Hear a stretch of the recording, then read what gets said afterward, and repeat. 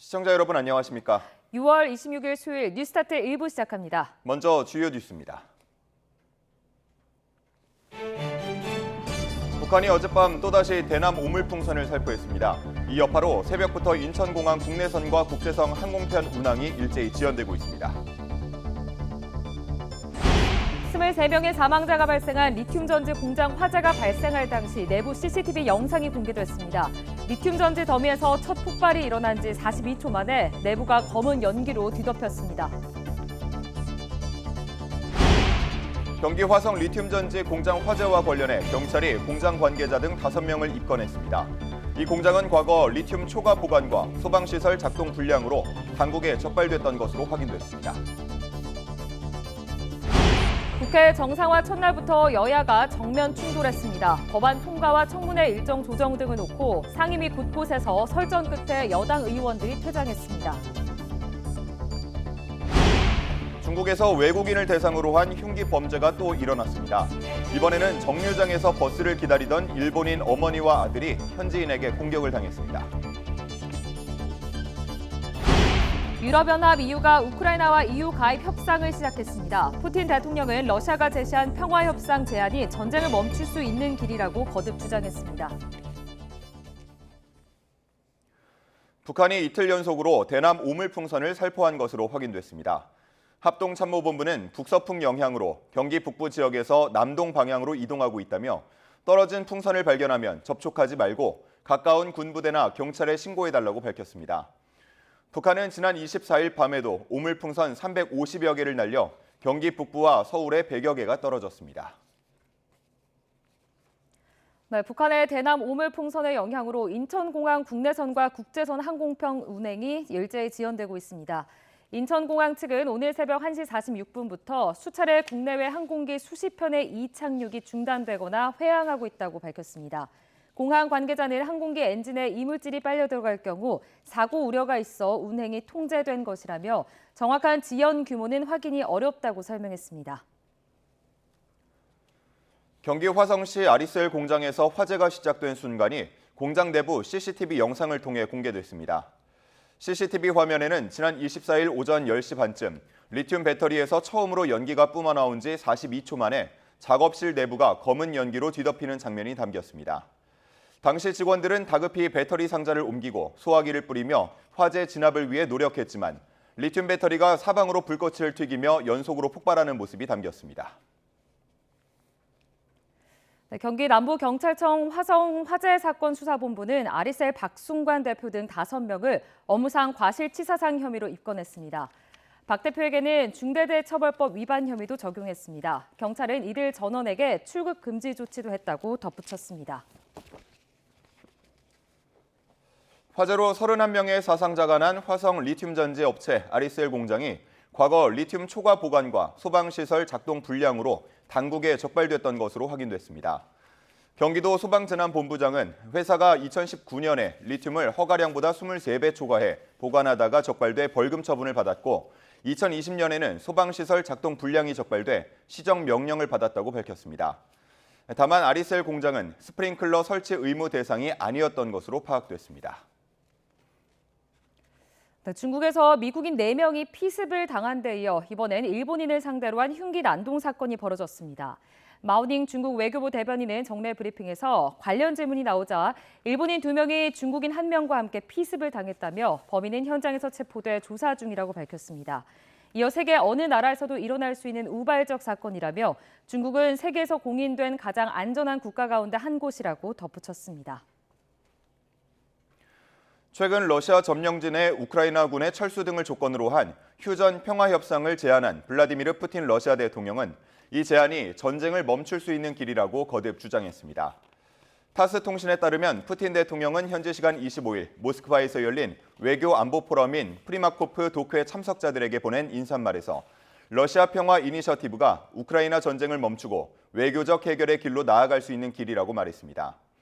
우크라이나가 자국 내 러시아 점령지에서 군을 철수하고 북대서양 조약기구 가입을 포기하면 휴전하고 대화에 나서겠다는 내용입니다. 우크라이나의 유럽연합 EU 가입 협상이 현지 시간 25일 시작됐습니다. 가입 협상이 개시된 건 우크라이나가 러시아의 전면 침공 닷새째인 2022년 2월 28일 EU 가입 신청서를 제출한 지 약 2년 4개월 만입니다.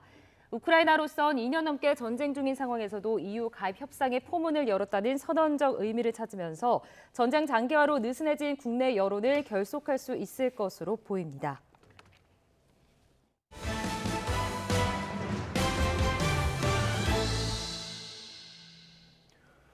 북한이 밤사이 오물풍선을 또 날려보내면서 인천국제공항 국내선과 국제선 운항이 지연됐습니다. 수도권 도심 곳곳에선 오염물로 추정되는 낙하물이 발견되며 놀란 시민들의 신고가 잇따랐습니다.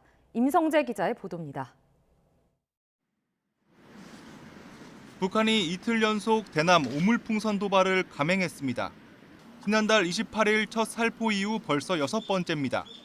오물풍선은 하늘길도 막았습니다. 오늘 새벽 1시 46분부터 국내외 항공기 수십 편의 이착륙이 일제히 중단된 겁니다. 인천국제공항 측은 항공기 엔진에 이물질이 빨려 들어갈 경우를 대비한 조치라고 설명했습니다. 버스 스트라이크 같은 거는 내용 아시나요? 동일하게 오물풍선이 비행기에 빨려 들어가거나 할 수 있기 때문에 그렇습니다. 서울 도심 곳곳에선 낙하물 추정물체도 발견됐습니다. 자정 무렵까지 정체 모를 종이 쓰레기가 무더기로 하늘에서 떨어진 겁니다. 다수 낙하물이 신고된 서울 신촌 일대입니다. 직사각형 모양의 오염물 추정 물질이 곳곳에서 발견되면서 군과 경찰, 소방이 출동했습니다. 방역복을 입은 관계자들이 종이 조각 하나하나를 일일이 수거했습니다. 놀란 시민들의 의심 신고도 잇따랐습니다. 이게 뭐지 하고 이제 하늘을 쳐다보니까 딱 눈으로 보기에도 한 수십 장 돼 보이는 이제 종이가 한꺼번에 이게 펄럭거리면서 한 20여 초간 더 길 수도 있고요. 그게 떨어졌어요. 군 당국은 떨어진 풍선을 발견하면 접촉하지 말고 가까운 군부대나 경찰에 신고해달라고 당부했습니다. YTN 임성재입니다. 화성 리튬 전지 공장 화재 사망자가 모두 23명으로 늘었습니다. 화재 원인 조사가 본격적으로 시작된 가운데 불이 처음 시작됐을 당시 CCTV 화면이 공개됐습니다. 불과 42초 만에 공장 내부는 시커먼 연기로 뒤덮이면서 직원 대부분은 작업실 밖으로 나가지도 못하고 숨졌습니다. 신지원 기자가 전해드립니다. 공장 한켠에 쌓인 리튬 전지 더미에서 갑자기 하얀 연기가 뿜어져 나옵니다. 지나가던 직원이 놀라 뒷걸음질치고 다른 직원들은 다급히 배터리 상자를 옮깁니다. 이내 두 번째, 세 번째 폭발이 이어집니다. 작업장에 있던 소화기를 뿌려보지만 되려 여기저기 불꽃이 튑니다. 리튬 특성상 고온에 노출되거나 수증기와 접촉하면 순식간에 위력이 커질 수 있기 때문입니다. 이렇게 처음 연기가 피어오른 지 42초 만에 공장 안은 검은 연기로 가득 찼습니다. 직원들이 미처 빠져나가기 전에 불길이 번지면서 사망자 23명 중 21명은 이 작업실 안에서 발견됐습니다. 이분들이 놀래서 이쪽 안쪽으로 대피를 했습니다. 안쪽으로 대피를 하다 보니까 이쪽은 다 막혀 있습니다. 이쪽 출입문을 나와서 이쪽 비상구로 내려가든가 이쪽으로 나와서 이쪽으로 가시든가 해야 되는데 출입구 쪽에 리튬 배터리가 쌓여 있던 만큼 대피 경로가 차단됐을 가능성과 함께 사전 안전교육이 미흡했다는 지적도 나옵니다. 경찰과 소방당국은 정확한 화재 원인과 인명피해가 컸던 이유를 밝히기 위해 4시간 넘게 합동 감식을 벌였습니다. 그런데 현장 감식 이후 다시 연기가 발생했다는 재난 문제가 발송되면서 주민들은 또 한 번 놀란 가슴을 쓸어내렸습니다. 시 관계자는 공장에 보관하던 배터리 잔해에서 연기가 발생한 것이라며 추가 화재 우려는 없는 상황이라고 전했습니다. YTN 신지원입니다. 31명의 사상자가 발생한 경기 화성의 리튬 전지 제조 공장이 과거 허가량보다 많은 리튬을 보관하다가 적발됐던 것으로 드러났습니다. 경기 남부소방본부는 불이 난 공장이 지난 2019년 허가량의 23배가 넘는 리튬을 보관하다가 적발돼 벌금 처분을 받았다고 밝혔습니다. 이듬해인 2020년에는 소방시설 일부 작동이 불가능한 사실이 적발돼 시정명령을 받기도 했다고 덧붙였습니다. 또 해당 공장이 리튬 보관 창고가 아니라 일반 제조 공장으로 분류돼 설치 기준에 못 미쳐 스프링클러가 없었다고 설명했습니다. 네, 공장 화재 현장에서 마지막으로 수습된 시신 한 구는 추가 실종자였던 한국인인 것으로 확인됐습니다. 사망자 23명 가운데 신원이 확인되는 건 최초 사망자인 50대 한국인과 시신이 크게 훼손된 채 수습된 40대 한국 귀화자에 이어 세 번째입니다. 23명이 숨진 경기 화성시 아리셀 공장에선 이틀 전에도 불이 났지만 업체 측이 진압해 별도로 알리지 않은 것으로 파악됐습니다. 또 최근 3년간 자체 소방시설 점검 결과도 양호하다고 신고했는데 문제는 없었는지 수사가 필요합니다. 권민석 기자의 보도입니다. 온통 암흑천지로 변한 공장 내부를 감식자들이 분주히 오갑니다. 숯덩이가 돼버린 철골과 집기가 뒤엉켜 어떤 게 타고 남은 건지 분간조차 어렵습니다. 그런데 23명이 숨진 공장 2동에서 불과 이틀 전에도 화재가 있었던 것으로 확인됐습니다. 이번에 참사가 발생한 2층이 아니라 당시엔 1층에서 불이 났습니다. 이때도 화재 경보가 울리고 근로자들이 급히 대피한 것으로 전해졌습니다. 업체 측은 따로 빼놓은 불량 배터리에서 갑자기 불길이 솟아 자체 진압했다고 밝혔습니다. 배터리가 온도가 급상승하는 것을 스스로 알아채서 자체적으로 그걸 불량으로 인지를 하고 그거를 푸드박스라고 하는 별도 공간에 비치를 해서 혹시 모를 상황에 대비를 해놓은 상황에서 얼마 지나지 않아서 화재가 발생한 겁니다. 하지만 소방당국의 화재 발생 사실과 조치 결과를 별도로 신고하진 않았습니다. 119 종합상황실에 2달치 기록을 확인했는데 신고 접수된 건은 없었습니다. 화재에 실시간 대응해 적절히 처리했고 작업 재개에 문제가 없다고 판단했기 때문이란 게 업체 측 해명입니다. 또 2급 소방안전관리 대상물로 자체 점검 대상인 공장은 최근 3년간 직접 소방시설을 검사한 결과 아무런 이상이 없었다고 당국에 보고했습니다. 정기적으로 저희가 관련된 법에 의거해서 적절하게 받았던 걸로 파악하고 있습니다. 그러나 공장에 있던 리튬 배터리 3만 5천 개 가운데 단 하나의 폭발이 순식간에 초대형 화재로 이어진 만큼 업체 측 소방 점검이 제대로 이루어졌는지 수사를 통해 밝혀야 할 것으로 보입니다. YTN 권민석입니다.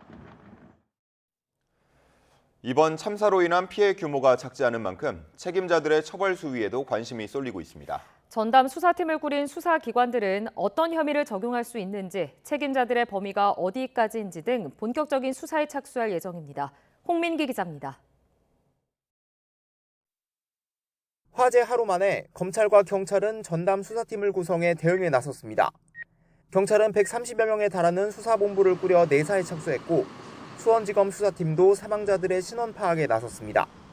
화재 원인 규명과 사망자 확인이 끝나면 참사 책임자에 대한 수사도 본격적으로 시작될 전망입니다. 수사의 핵심은 중대재해처벌법 위반 적용 여부가 될 전망인데 산업재해 예방을 위한 예산과 인력 마련 등을 소홀히 한 점이 확인되면 경영 책임자가 처벌받을 수 있습니다. 아직 대법원의 구체적인 양형 기준은 만들어지지 않았지만 검찰은 최대 징역 30년까지 구형할 수 있다는 내부 기준을 마련한 상태입니다. 다만 경영자가 안전 의무를 다했다고 판단되면 혐의는 피할 수 있는데 아리셀 측은 평소 화재에 대비해 충분한 훈련을 했다고 해명했습니다. 그날 처음 출근하셔도 잘 보실 수 있게끔 작업장 곳곳에 저희가 비상대책 매뉴얼, 비상대피 매뉴얼을 비치를 해두고 대규모 인명피해가 발생한 만큼 산업안전보건법 위반이나 업무상 과실치사상 혐의 적용은 피할 수 없을 것으로 보입니다. 수사를 통해 소방 관련 규정이나 화학물질 관리에 관한 위법 사항이 발견되면 추가 혐의가 적용될 수도 있습니다. 대표이사까지 갈 수 있는지, 현장 관리자가 될 수 있는지 이런 부분까지도 쟁점이 될 것이기 때문에 일단은 사실관계를 명확하게 파악하는 것이 가장 중요하고 지난 2020년 38명이 숨진 경기도 이천 물류창고 화재에선 당시 기소된 관계자들이 줄줄이 무죄와 집행유예를 선고받는 데 그쳤습니다. 1심에서 유일하게 징역 3년 6개월을 선고받았던 현장 소장은 2심에서 징역 3년으로 감형됐고 발주처 관계자는 1심 징역형 집행유예가 2심에서 아예 무죄로 뒤집히기도 했습니다. YTN 홍민기입니다. 이번 리튬 전지 공장 화재 사건으로 1차 전지, 2차 전지에 대한 이야기가 계속해서 나옵니다. 네, 리튬 1차 전지와 2차 전지의 차이점은 무엇인지, 또 리튬을 대체할 대체제는 없는 건지 임늘솔 기자가 알아봤습니다. 1차 전지는 한 번 쓰고 버리는 전지로 흔히 가정에서 쓰는 건전지가 대표적입니다. 알칼리 건전지와 니켈 카드뮴 전지, 아연 탄소 전지 등이 있는데 리튬 1차 전지는 수명이 길어 최근 원통용 알칼리 전지를 대체하고 있습니다. 에너지 효율이 높은 리튬 1차 전지는 스마트 그리드 계량기나 통신 장비, 카메라와 같은 소형 가전, 전자태그 장치 등에 주로 쓰입니다. 문제는 리튬 자체가 수분에 취약한데 물방울 하나만 떨어져도 불이 붙을 정도라는 겁니다. 리튬이 물에 닿으면 급격한 발열 반응으로 인해서 반응과 함께 주변 온도가 뜨거워지고 수소가스가 발생하게 됩니다. 만약 발생된 수소가스가 폭발하게 되면 폭발의 위험성이 배가 됩니다. 이러한 위험성에도 불구하고 전지 개발에 주로 리튬이 활용되는 이유는 높은 에너지 밀도 때문입니다. 같은 부피 질량 안에 많은 에너지가 들어가는 데다가 가벼워서 전지로 만들었을 때 휴대성까지 올라갑니다. 1차 전지로 만들었을 때는 가볍고 일회 사용 시간이 길어지는 장점이 있고 2차 전지로 만들면 배터리 용량 감소 없이 고속 충방전까지 가능합니다. 리튬 전지를 사용하는 이유는 다른 전지 대비 전압이 상대적으로 높아서 높은 에너지 용량을 제공해 줍니다. 예를 들어서 기존 전지는 1.5V라고 하면 리튬 전지는 보다 더 높은 3.7V 정도 전압을 전달해 주기 때문에 리튬 전지를 많이 사용합니다. 국내는 물론 전 세계 과학자들은 탈리튬을 위한 대체 전지 개발에 힘쓰고 있습니다. 대체제로 2차 전지에 해당하는 나트륨 이온 전지, 아연 공기 전지, 바나듐 레독스 플로우 전지 등이 있지만 에너지 밀도나 가격 등의 문제로 산업 현장에서 당장 선택받기는 쉽지 않을 거라는 게 전문가들의 의견입니다. YTN 사이언스 임늘솔입니다. 오늘의 국회 일정입니다. 국민의힘 차기 당대표 경쟁 구도가 4파전으로 확정된 가운데 각 당권 주자들은 오늘부터 본격 선거운동에 돌입합니다. 나경원 의원은 오전에 구청장 조찬 연구 모임에 참석한 뒤 경남과 부산 지역을 찾아 도지사와 시장, 도의원들을 만납니다. 원희룡 전 국토교통부 장관은 대구를 방문해 홍준표 시장과 면담하고 달서구 당원협의회와 간담회를 진행합니다. 윤상현 의원은 오전에 대한민국 인구포럼에 참석한 뒤 총선 백서 특별위원회 회의에 들어가 인천 강화 지역 출마자들의 의견을 들을 예정입니다. 한동훈 전 비상대책위원장은 의원실과 사무처 당직자들을 만나 인사를 나누고 저녁에는 대구 경북 출신 보좌진, 기자들과 만찬을 할 계획입니다. 더불어민주당은 오늘 전당대회 준비위원회와 선거관리위원회를 잇따라 출범하고 차기 지도부 선출을 위한 본격적인 준비 체제로 들어갑니다. 당 최고위원회의 의결로 구성될 전당대회 준비위는 다음 달 초로 예정된 경선 후보 등록 세부 일정과 구체적인 선거 방식 등을 결정하게 됩니다. 8월 중순 진행될 민주당 대표 경선에선 최근 대표직을 내려놓은 이재명 전 대표가 단독 출마 가능성이 거론되는 가운데 준비위는 후보가 한 명일 경우 어떤 선출 절차를 밟을지도 결정할 예정입니다. 여당 의원들이 처음 참석한 국회 법제사법위원회 전체 회의는 의사 일정을 둘러싼 여야 간 신경전 끝에 시작 6분 만에 정회했습니다. 민주당 소속 정청래 법사위원장과 국민의힘 간사로 대정된 유상범 의원은 서로 이름부터 대라, 공부 좀 하라며 입씨름을 벌였는데요. 직접 보시죠. 최소한 여당이 있으면 와서 간사만 해주세요. 근데 저기요, 잠깐만요. 근데 의원님 성함이 어떻게 되십니까? 의원님 성함이 누구세요? 위원장님 성함은 누구십니까? 저는 정청래 위원장입니다. 전 유상범 의원입니다. 유상범 의원 들어가 주세요. 어디로 들어가요? 본인 자리로 들어가세요. 국회법에 위원장 마음대로 돼 있습니까? 국회법 공부 좀 하고 있어요. 공부는 내가 좀 더 잘했지 않겠어요? 국회법은? 잘한 분들이 이래요? 아니, 그렇게 말하면 안 되죠. 국회 과학기술정보방송통신위원회 전체 회의에선 야당 의원들이 MBC 사장 출신인 국민의힘 김장겸 의원의 상임위원 자격을 문제 삼으면서 설전이 벌어졌습니다. 김 의원은 민주당 소속 최민희 과방위원장이 편파적으로 회의를 진행하고 있다며 조만간 이재명 대표에 이어 당의 어머니로 등장하겠다고 비꼬았습니다. 직접 보시죠. 앞에 계신 김장겸 의원님은 현재 MBC를 상대로 민사소송이 진행 중에 있습니다. 과방위원으로 직무에 공정을 기할 수 없다고 판단합니다. 최근에 방송사법을 다시 통과를 시켰는데 역시 그게 시즌 2구나. 민주당에서는 이재명 대표님 아버지라고 부르던데 조금만 더 있으면 우리 최민희 위원장님 어머니로 등장하실 것 같습니다. 잠시만요. 네. 좀 소화를 해야 돼서요. 김장겸 위원님 말씀을 소화할 시간이 좀 필요했습니다. 제가 두 아이를 둔 어머니 맞습니다. 최민희 위원장께서 매우 편파적인 지금 의사 진행을 하고 있다는 걸 느끼는 것이 저기 마이크 끄십시오. 마이크 끄십시오. 아니 이런 중국에서 학교 버스를 기다리던 일본인 어머니와 아들이 현지인에게 공격을 당했습니다. 2주 전쯤엔 미국인 4명을 상대로 한 흉기 난동 사건이 벌어졌는데 중국 당국은 그때도 이번에도 우발적 사건이라며 확대 해석을 경계하고 있습니다. 홍주혜 기자가 보도합니다. 노란색 통학버스 앞에 사람이 쓰러져 있습니다.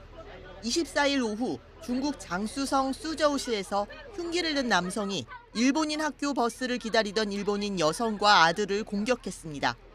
이들 모자는 생명에 지장이 없지만 범행을 막으려던 중국인 버스 안내원은 크게 다친 것으로 알려졌습니다.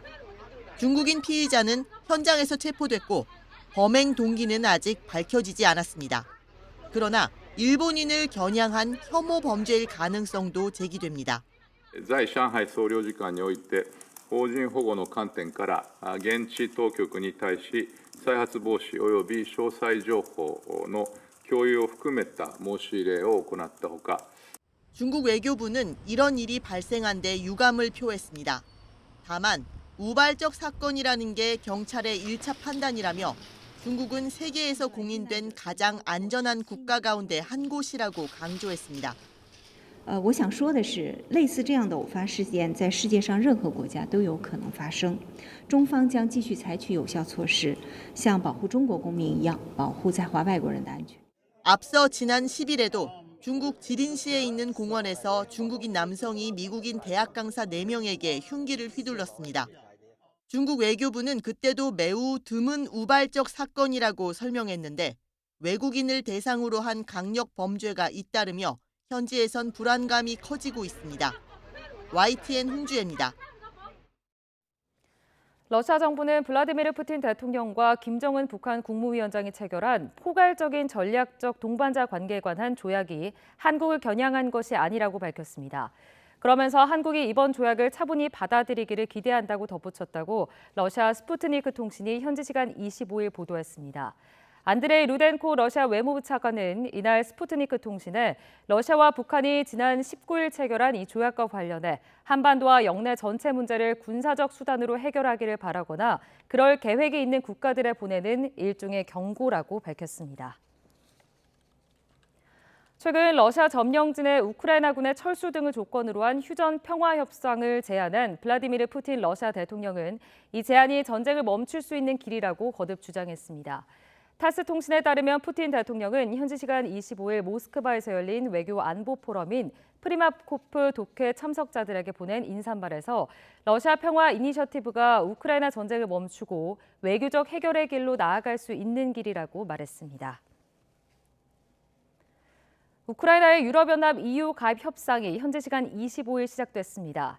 가입 협상이 개시된 건 우크라이나가 러시아의 전면 침공 닷새째인 2022년 2월 28일 EU 가입 신청서를 제출한 지 약 2년 4개월 만입니다. 볼로디미르 젤렌스키 우크라이나 대통령은 SNS를 통해 역사적인 날이라며 우리는 통합된 유럽, 공동의 집으로 향하는 여정에서 절대 이탈하지 않을 것이라고 밝혔습니다.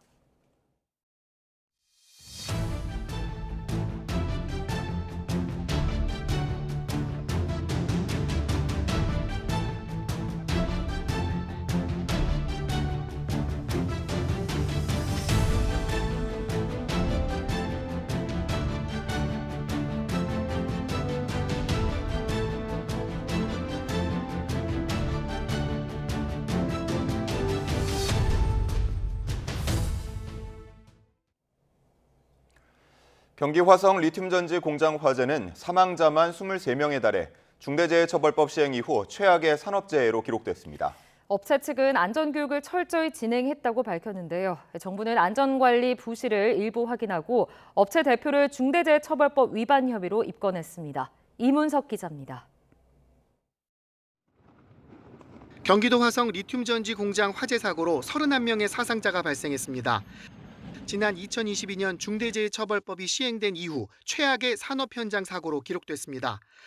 고용노동부는 서둘러 수사 전담팀을 꾸렸습니다. 사고 원인을 철저하게 규명하여 책임의 소재를 분명하게 가려야 할 것입니다. 현장 감식, 사업장 관계자 등에 대한 조사를 가용한 수단을 총동원하여 최대한 신속하게. 사망자 대부분 일용직 노동자였습니다. 작업 투입 전에 필수적인 안전교육을 받았는지 의문이 제기됐습니다. 작업했던 근로자들은 정규직이 아니라 일용직이 대부분이어서 건물 구조를 잘 몰라서 대피로를 제대로 찾지 못해서 한쪽으로 몰리면서 대피를 하지 못했던 것으로. 회사 대표와 운영진은 머리 숙여 사과했습니다. 다만 안전교육은 근로자들을 상대로 지속적으로 진행했다고 강조했습니다. 저희가 현장 곳곳에다가 비상대피 매뉴얼과 비상대피 지도를 그려놓고 저희가 그걸 통해서 교육을 철저히 해왔습니다. 하지만 고용부 수사전담팀은 업체 측의 과실을 일부 확인하고 회사 대표에게 중대재해처벌법 위반 혐의를 적용했습니다. 또한 정부는 유사 사고가 반복되지 않도록 화재와 폭발에 취약한 사업장에 대해 부처 합동 점검을 추진하고 외국인 근로자에 대한 안전관리 강화 방안도 마련하겠다고 밝혔습니다. YTN 이문석입니다. 이번 화재와 관련해 유해 화학물질은 유출되지 않은 것으로 확인됐습니다. 환경부는 사고 현장과 주변 지역에서 28차례 화학물질 농도를 측정한 결과 사고업체에서 취급하던 유해 화학물질이 기준치 미만으로 검출됐다고 밝혔습니다. 리튬 전지가 불에 타면서 불화수소가 발생했을 가능성이 제기됐지만 환경부는 자연적인 조건의 농도보다 낮게 나타났다고 설명했습니다. 소방청은 전국의 전지 관련 213개 시설에 대해 긴급 화재 안전 조사를 진행합니다. 소방청은 유사 사고를 방지하기 위해 다음 달 9일까지 2주 동안 전지 제품 다량 적재 작업장 등 213곳의 안전관리 실태를 확인하고 소방시설과 피난 방화시설을 유지 관리할 예정이라고 밝혔습니다. 또 위험물 저장과 취급, 안전관리 규정 준수 여부와 전기가스 등 안전관리 여부, 공장 내부 비상 탈출로 확보 여부, 근로자 대상 화재 안전교육 여부도 확인합니다. 이번 리튬전지 공장 화재 희생자의 대부분은 중국인이었습니다. 중국 매체들은 참사 소식을 실시간으로 보도하며 비중 있게 다뤘고 현지 여론도 들썩였습니다. 베이징 강정규 특파원입니다. 경기도 화성 리튬전지 공장 화재 발생 직후 중국 관영 CCTV는 특파원들을 현장에 보냈습니다. 희생자 대부분이 중국 국적으로 밝혀진 만큼 진화 상황과 화재 원인 등을 실시간으로 보도했습니다. 那么火灾目击者称，当时呢工厂内一个电池组发生了爆炸，并且呢引发了连环爆炸，发生了大范围的起火。 중국 매체들은 자국민 사망자를 19명으로 전하다가 한국 당국의 발표에 맞춰 17명이라고 고쳤습니다. 희생자 대부분은 중국 동북 지역 출신 30, 40대 조선족 여성이라고 쓴 것도 있습니다. 주로 배터리 포장과 용접 작업을 하던 공장 2층 근로자들이었다는 구체적 정황도 덧붙였습니다. 영문 관영지 글로벌 타임스는 한국 내 중국 노동자들의 열악한 처우를 지적했습니다. 정식 근로계약을 체결하지 않는 경우도 있다며 보상 과정에서 차별을 우려하기도 했습니다. 이 매체 편집장 출신 농객은 개발도상국 수준에도 못 미치는 중대 책임 사고였다고 꼬집었습니다. 참사 현장을 찾은 싱하이밍 주한 중국 대사도 한국 기업들이 뼈아픈 교훈을 얻어 비슷한 사고가 발생하지 않길 바란다는 말을 남겼습니다. 中方已经要求韩方尽快查明事故原因，全力救治伤员，做好善后处理，并为中国伤亡人员家属提供协助。 작년 말 기준 한국 체류 외국인 250만 명 가운데 중국인이 94만 명으로 가장 많았습니다. 중국인들은 이번 참사에 애도를 표시하면서도 수많은 노동자들이 한국으로 와서 돈을 벌어야 하는 자국의 저임금 실태를 비난하기도 했습니다. 베이징에서 YTN 강정규입니다. 6월 26일 수요일 미리 보는 오늘입니다. 축구선수 황의조 씨의 사생활 영상을 유포하고 협박한 혐의로 1심에서 징역 3년을 선고받은 형수 이모 씨의 항소심 선고가 오늘 오후 2시에 이뤄집니다. 지난달 결심 공판에서 검찰은 이 씨에게 징역 4년을 구형했습니다.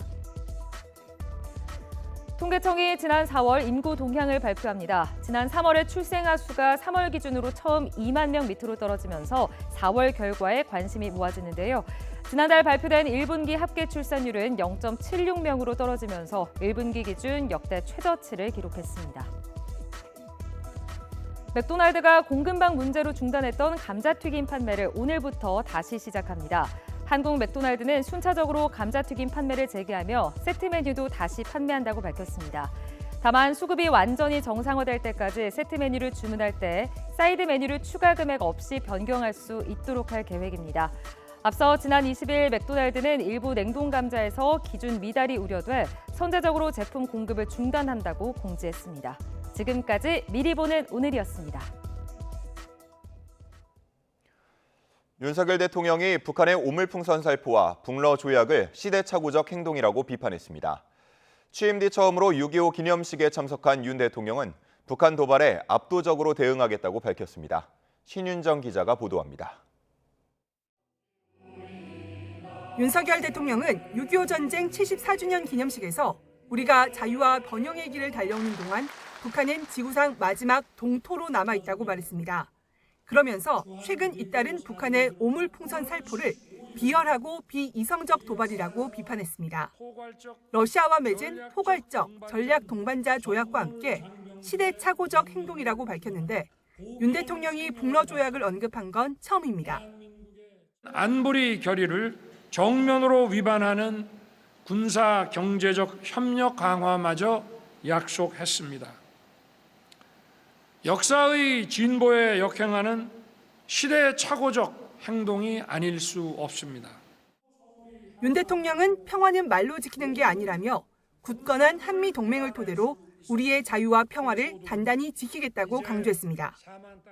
확고한 대비 태세를 유지하고 북한의 도발에 압도적으로 단호하게 대응할 것입니다. 윤 대통령은 참전 용사들과 손을 맞잡으며 인사한 데 이어 참전 영웅 초청 위로연회도 참석했습니다. 이 자리에서도 참전 용사들의 희생과 공헌으로 우리의 자유를 지킬 수 있었다며 거듭 감사를 표했습니다. 자유 대한민국을 지키기 위해 고귀한 청춘을 바치신 모든 영웅들께 다시 한번 존경의 말씀을 올립니다. 윤 대통령은 행사 뒤 부산 해군 작전기지에 정박 중인 미군의 핵추진 항공모함 루즈벨트함에 올라 북한의 위협에 맞선 한미동맹과 연합방위태세 강화를 강조했습니다. 윤 대통령이 취임 뒤 처음 6.25 기념식에 참석하고 현직 대통령으로는 역대 세 번째로 미 항공모함에 승선한 건 한반도를 둘러싼 엄중한 안보 지형을 동맹국과 함께 단호히 대응해 가겠다는 뜻으로 풀이됩니다. YTN 신윤정입니다. 일부 국가유공자의 유해가 국립묘지에 안장되지 못하고 일반 봉안시설에 사실상 방치된 것으로 YTN 취재 결과 확인됐습니다. 가족과 연락이 닿지 않는 영웅들인데 당국의 더 적극적인 대처가 필요해 보입니다. 김혜린 기자의 보도입니다. 인천의 한 봉안시설. 유골함을 볼 수 없도록 하얀색 종이가 군데군데 붙어 있습니다. 오랫동안 관리비가 밀린 고인들의 유해입니다. 무연고 처리돼 개장될 위기에 놓였는데 여기엔 국가유공자 47위도 포함돼 있습니다. 거의 이제 10년 가까이 저희가 기다리고 있었던 상태이기 때문에 나라를 위해 헌신한 영웅들의 유해가 국립묘지 안장 등 예우받지 못하고 사실상 방치된 겁니다. 길게는 10년 가까이 가족들이 이용료를 내지 않은 만큼 이젠 국가가 나서야 한다는 지적이 나오지만 이제 유가족이 있음에도 불구하고 체납이 돼서 버려지게 된 거죠. 47분은 어떻든 저쨌든 간에 현충시설로 모셔야 돼요. 보훈당국은 유족의 동의가 필요하다며 난색을 보입니다. 유족의 동의 여부는 확인은 상당히 중요한 거죠. 연고자가 계신다고 하면 그분한테도 좀 말씀을 드리는 게 맞지 않겠어요? 그런데 문제는 수년째 고인들을 찾지 않는 가족과 연락하는 것 자체가 현실적으로 어렵다는 점. 무연고 시신 확인, 처리 의무 등이 있는 지자체는 취재진에게 신문에 공고를 낸 뒤 국립묘지로 모시는 방안을 거론했지만 체납 유공자분들에 대해서는 다른 체납자분들하고 똑같이 연락을 해보고 연락이 안 오면 중앙대에 공고를 2번에 걸쳐서 내야 되거든요. 정작 얼마나 관리비가 밀린 유공자를 대상으로 할지 등 명확한 지침은 없었습니다. 관련 규정에 사각지대가 존재하는 겁니다. 이처럼 무연고 국가유공자 예우 논란이 끊이질 않자 최근 일부 개선의 움직임은 있습니다. 오는 8월부터 무연고 시신의 장사를 치르기 전에 국가유공자 여부를 지자체가 의무적으로 확인토록 한 법안이 대표적입니다. 하지만 전문가들은 사후 약방문이 아닌 보다 근본적인 해법을 고민해야 한다고 주장합니다. 국가유공자님께서 혼자 계시다가 외롭게 가는 건 마찬가지란 말이에요. 연고가 없어서요. 그래서 전수조사를 해야 되는 일이 당장 해야 될 일 아닌가. 참 죄송한 예우죠. 혼자 계시는 걸 몰라서 연고자가 있나 없나 찾는 예우를 해야 하니까요. 지역별로 천차만별인 참전수당과 심리 재활 서비스 등도 개선해야 할 부분으로 꼽힙니다. 호국 보훈의 달, 오늘 밤 방송되는 YTN 탐사보도 프로그램 팩트 추적은 국가유공자 예우의 실태를 짚어보고 대안을 집중 모색합니다. YTN 김혜린입니다. 경제 한 줄 뉴스입니다. 높은 집값 탓에 서울에서 다른 지역으로 이주하는 이른바 탈서울 행렬이 늘고 있다는 분석이 나왔습니다. 부동산 분석업체 부동산인포가 통계청 자료를 분석한 결과 서울의 순유출 규모는 총 4,710명으로 지난해보다 23.9% 늘었고 경기와 인천의 순유입 규모는 각각 18,908명, 12,302명으로 7.7%, 25%가 증가했습니다. 올해 하반기 서울에서 입주를 시작하는 신축 아파트 가구 수가 상반기보다 대폭 늘어날 전망입니다. 다만 강동과 송파 등 동남권에 입주 물량이 집중돼 있어 새 아파트 공급의 전세 시장 안정 기여도는 제한적일 전망입니다. 박상우 국토교통부 장관은 전세 사기 피해 주택의 경매 차익을 피해자에게 돌려주겠다는 정부 방안과 관련해 경매 차익이 발생하지 않을 경우에 대안도 검토하겠다는 입장을 밝혔습니다. 박상우 국토교통부 장관이 전세 사기 피해자들을 두고 경험이 없다 보니 덜렁덜렁 계약한 부분이 있지 않을까 싶다고 발언한 데 대해 한 달 반 만에 사과했습니다. 저출생에 따른 인구 감소로 오는 2042년에는 음식점과 소매업 노동 공급이 각각 60만 명 넘게 줄어들 거라는 분석이 나왔습니다. 송미령 농식품부 장관은 대한제당을 방문해 업계 애로사항을 듣고 원당 국제 가격이 지난해 말 최고점을 찍은 뒤 하락세를 보이는 만큼 가격 하락분이 국내 제품 가격에 반영될 수 있게 협조해달라고 당부했습니다. 한국소비자단체협의회는 넥스트드림이 운영하는 온라인 쇼핑몰인 이끌림에서 다이슨 드라이기 등의 배송 환급 지연 피해가 이어지고 있다며 주의를 당부했습니다. 현재까지 피해 129건이 접수됐고 해당 업체와 연락이 닿지 않는다는 신고도 이어져 규모는 더 커질 것으로 보입니다. 치킨 프랜차이즈 제너시스 BBQ 그룹이 탈세 혐의로 세무조사를 받고 있습니다. 업계에서는 이번 세무조사가 가격 인상 방침과 관련이 있을 수 있다고 보고 있습니다. 공정거래위원회가 헬스케어 가전기업 세라젬이 하도급 업체에 갑질을 했다는 의혹에 대해 조사에 나섰습니다. 공정위는 세라젬이 하도급 업체에 대금을 제때 주지 않거나 서면 계약서를 발급하지 않는 등 불공정 행위를 했는지를 조사하고 있습니다. 대한항공과 아시아나항공 기업 결합이 마무리 수순에 접어든 가운데 아시아나항공 조종사 노조와 일반 노조는 공동 성명서를 내고 대한항공의 아시아나항공 인수 합병은 국가적, 국민적 피해가 초래될 수 있을 것이 명백하기에 결사 반대한다고 밝혔습니다. 노소영 아트센터 나비관장과 세계 이혼 소송 중인 최태원 SK 회장이 항소심 판결 이후인 이달 초 아들과 다정하게 있는 모습이 포착됐습니다. 장남 최인근 매니저는 누나 최윤정, 최민정 씨와 함께 항소심 재판부에 탄원서를 제출하기도 했습니다. 지금까지 경제 한 줄 뉴스였습니다. 한국소비자원이 가성비 최우수 건전지를 선정했습니다. 어떤 게 뽑혔는지 화면으로 함께 보시죠. 네, 가격 대비 성능이 더 좋은 제품이 있다면 소비자의 입장에선 그걸 고를 수밖에 없겠죠. 한국소비자원이 가성비 최우수 건전지로 다이소 제품을 꼽았습니다. 한국소비자원이 시중에 유통되는 알카라인 건전지 14개 제품을 시험 평가해봤습니다. 다이소 제품이 모든 조건에서 가격 대비 성능이 가장 뛰어났는데요. 건전지 가격을 100원으로 환산해 지속시간을 비교한 결과 다이소 네오셀 AAA형이 다른 제품보다 최대 8.6배, 더블A형은 최대 7.1배 수준으로 길었습니다. 가격을 고려하지 않고 지속시간만 평가해볼까요? 건전지 에너지 소모가 적은 저부하 작동 조건에서 AAA형은 다이소 제품을 포함해 듀라셀, 백셀 등 4개 제품이 우수했습니다. 더블A형은 다이소와 듀라셀 등 3개 제품의 시간이 길었는데요. 두 종류에서 지속시간이 모두 우수한 건 다이소와 듀라셀 제품이었습니다. 작동 완구, 휴대용 전등 등 에너지 소모가 중간 정도인 중부하 작동 조건도 함께 살펴볼까요? AAA형에선 다이소와 백셀 등 2개 제품이, 더블A형은 듀라셀, 백셀 등 3개 제품이 우수했습니다. 소비자원은 조사 대상 제품 중 안전성에 문제가 있는 사례는 없다고 밝혔습니다. 또 건전지 소비량이 많고 교체 주기가 짧은 경우 묶음 멀티팩 제품을 구매하는 게 합리적이라고도 말했는데요. 건전지는 일상생활에서 필수적으로 사용하는 생활용품인 만큼 지속시간과 가격, 안전성 등을 종합적으로 고려해 제품을 선택하는 게 좋겠습니다. 부산하면 떠오르는 이미지 중에는 해안을 따라 늘어선 마천루를 빼놓을 수 없습니다. 외국 유명 도시처럼 업무나 상업시설이 아니라 대부분 아파트인데요. 초고층 아파트가 부산에 많은 이유를 김종호 기자가 짚어봤습니다.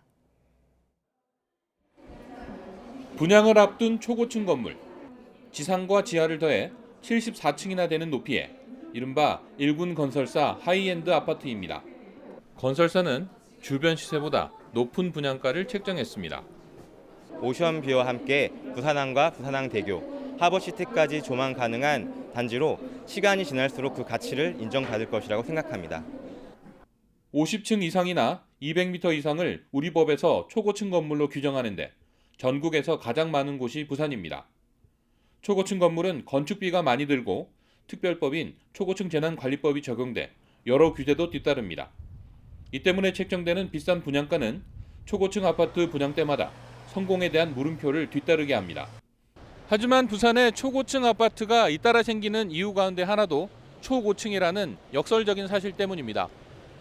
분양 당시에는 비싼 게 아니냐는 우려가 있던 초고층 아파트도 실제로 서고 나면 그 지역을 상징하는 이른바 대장으로 자리 잡아 가격이 상승하는 사례가 부산에서 이어졌습니다. 주거시설로서의 기능뿐만이 아니라 이곳의 삶으로 인해서 나의 삶적인 프라이드가 높아진 곳으로서의 자랑거리로 활용하려고 하는 의지 차원에서 여기에 바다를 볼 수 있는 아파트에 대한 선호도가 높은 부산에서 조망에 유리하다는 점도 부산의 초고층 아파트가 유독 많은 이유에 대한 설명이 되기도 합니다. 난개발과 특혜 논란 등이 있어도 부산에서는 허가가 잘 난다는 점을 초고층 아파트가 많은 이유로 꼽는 전문가도 있습니다. 최근 20년 사이 부산에는 초고층 건물 42동이 섰습니다. YTN 김종호입니다. 3회째를 맞은 영호남 상생협력 화합 대축전이 서울 광화문 광장에서 열렸습니다.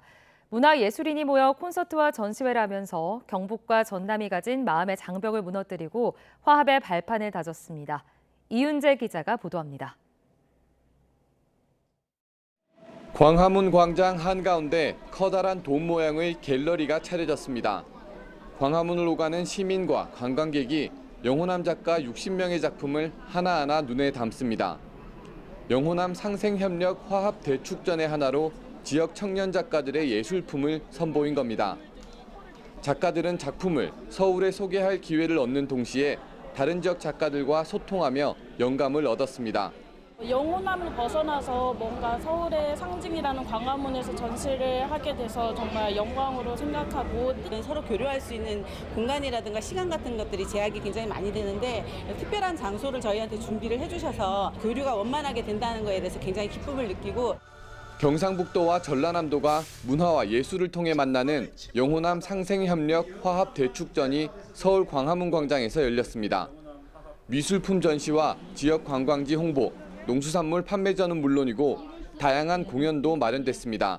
영호남 화합, 또 더 나아가서는 우리 대국민 대통합을 위해서는 우리 광화문 광장에서 한번 하는 게 좋겠다. 수도권과 지방의 또 화합을 또 상생 협력을 기하면서 경북과 전남은 다양한 교류를 발판으로 저출생, 지방 소멸 같은 지역 문제 대응에 힘을 합친다는 계획입니다.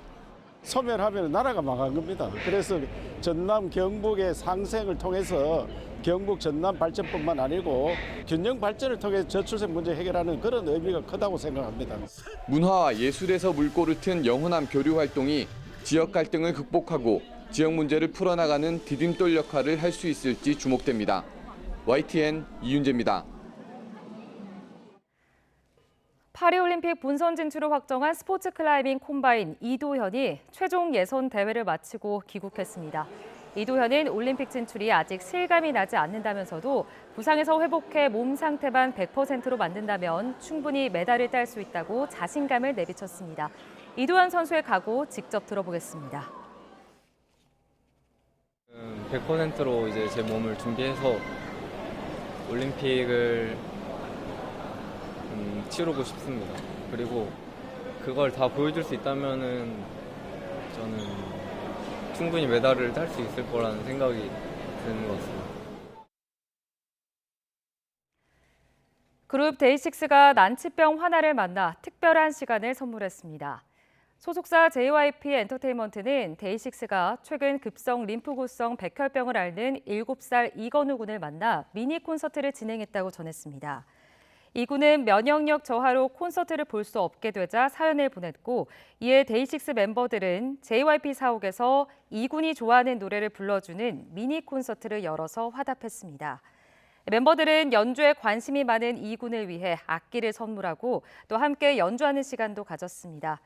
JYP는 지난 2019년부터 메이크어위시 코리아와 함께 난치병 아이들을 정서적으로 지원하는 프로젝트를 이어오고 있습니다. 주거복지 비영리단체 한국헤비타트 여성위원회가 취약계층의 보금자리 마련을 위한 여성들의 집짓기 자선 패션쇼와 바자회 행사를 열었습니다. 17회째를 맞은 올해는 디자이너 서유영이, 김미숙, 김정아 씨가 참여해 현직 해녀들과 고령의 은퇴 해녀들을 위한 쉼터를 마련할 예정입니다. 여성들의 집짓기는 각계각층에서 활동하는 여성들이 어려운 이웃을 돕고자 1991년 미국에서 시작됐습니다. 한국에서는 2001년부터 여성위원회 중심으로 패션쇼와 바자회를 개최해왔고 지금까지 한부모 다문화 가정 등 27세대가 넘는 주거 취약 가정의 보금자리를 만들었습니다. 네, 픽사의 애니메이션 영화 인사이드 아웃 2가 개봉 이후 2주 가까이 정상을 지키면서 누적 관객 수 423만 명을 기록했습니다. 인사이드 아웃 2는 평일인 어제도 관객 12만 명을 동원했는데 지난 12일 개봉 이후 13일째 박스오피스 1위입니다. 지난 2015년 공개된 전편 인사이드 아웃 최종 관객 수가 497만 명이었던 것만큼 조만간 이 기록도 넘어설 것으로 보입니다. 오늘은 정체전선이 북상하면서 제주도부터 장맛비가 내리겠습니다. 네, 주말에는 중부지방에도 장마가 시작되겠고 그 전까지는 이른 더위가 기승을 부리겠는데요. 자세한 날씨 알아보겠습니다. 신민임 캐스터. 네, 기상센터입니다. 오늘은 어제보다 기온이 오른다고요? 네, 어제는 심한 더위가 주춤하며 바깥 활동하기 수월했는데요. 오늘은 어제보다 기온이 오르면서 다시 이른 더위가 기승을 부리겠습니다. 오늘 서울 낮 기온은 30도로 예년 기온을 2도가량이나 웃돌면서 덥겠습니다. 오늘 아침 기온은 어제와 비슷해서 선선한데요. 현재 서울 기온은 19.1도, 대구는 20.7도로 출발하고 있습니다. 낮 기온은 30도 안팎으로 어제보다 1도에서 3도 정도는 더 높겠는데요. 서울이 30도, 대전과 광주도 30도, 대구는 29도를 보이겠습니다. 네, 오늘의 하늘 표정도 궁금한데요. 내륙은 대체로 맑겠다고요? 네, 오늘도 서울 등 내륙 지방은 구름만 간간히 지나겠습니다. 다만 아침까지 곳곳에 안개가 짙게 끼겠고요. 오후에는 대기 불안정으로 경기 동부와 강원, 경북 북동산 간에 소나기가 지나겠습니다. 또 낮 동안 강한 볕이 내리쬐면서 자외선 지수도 높게 치솟겠는데요. 외출 시에는 자외선 차단에도 신경 써주시는 게 좋겠습니다. 네, 오늘 제주도에는 다시 장맛비가 내린다고요? 네, 제주 남쪽 해상에 머물고 있던 장마전선이 다시 북상하고 있습니다. 오늘 제주도에는 오락가락 장맛비가 내리겠는데요. 비는 밤사이 전남 남해안으로, 내일은 남부지방으로 점차 확대하겠습니다. 모레까지 제주도에는 150mm 이상, 남해안에도 최고 60mm의 많은 비가 내리겠고요. 특히 내일과 모레 사이 이 지역에는 돌풍과 벼락을 동반한 강한 비가 쏟아지겠습니다. 주말에는 서울 등 중부지방에도 첫 장맛비가 내리겠고요. 이후 정체전선은 남북을 오르내리면서 곳곳에 강한 비를 뿌리겠습니다. 비가 내리기 전까지 중부지방은 맑고 더운 날씨가 이어질 전망입니다. 지금까지 날씨 정보였습니다. 네, 이상으로 뉴스타트 1부 마칩니다. 잠시 후 2부가 이어집니다. 시청해주신 여러분 고맙습니다.